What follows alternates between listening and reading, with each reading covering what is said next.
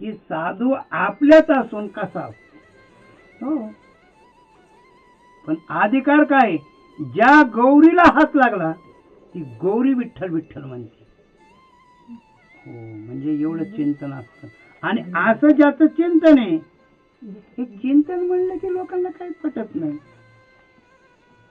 चांगल्या वारकऱ्याला पटत नाही तर तुमचं काय सांगायचं. पण असं चिंतन झालं तरच आपली अविवेकाची जी काजळी आलेली आहे ती काजळी जाईल. आणि काजळी गेली का मग मात्र चित्त शुद्ध होतं.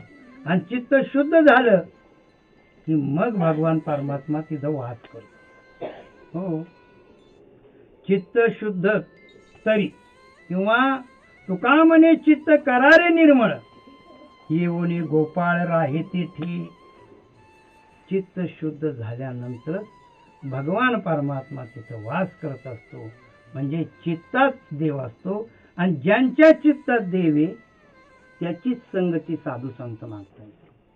देव वसे चित्ती त्याची घडावी संगती. हो, म्हणजे खऱ्या अर्थानं अंतःकरण हे मालिन्य झालेलं आहे.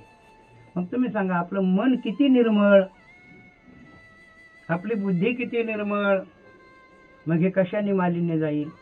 त्याला याला एकच साधन आहे, नामस्मरण. नामस्मरणाशिवाय अंतःकरण शुद्ध होत नाही. हो, हे गप्पा हाणून होत नाही, हे कीर्तन करून होत नाही, प्रवचन करून होत नाही, आणि वाऱ्या करूनही होत नाही. हो, त्याला ठाईची बैसुनी करा एक चित्त, आवडी अनंत आळवा. म्हणून खऱ्या अर्थानं अशी ही साधूची स्थिती असते.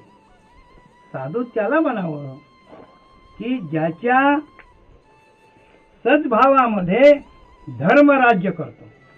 हा धर्म नाही बरं का, धर्म फार महत्वाचा आहे. धर्माचा विचार जर केला तर धर्म अधर्म हे आज्ञाने, हो, अज्ञान व्याले धर्माधिक. मग खरा धर्म कोण. अज्ञानाचा जर हे विस्तार असेल, अज्ञानाची जर ही मुलं बाळ असतील धर्म अधर्म, मग खरा धर्म कोणता. तर खरा धर्म तो एकच आहे की स्वस्वरूपाच्या ठिकाणी आरूढ राहणं हा स्वधर्म आहे. हो, आपण आपल्याला पाहणं हा स्वधर्म आहे. आपण बाकीच्यांची ओळखी करतो, पण आपली ओळख आहे का आपल्याला.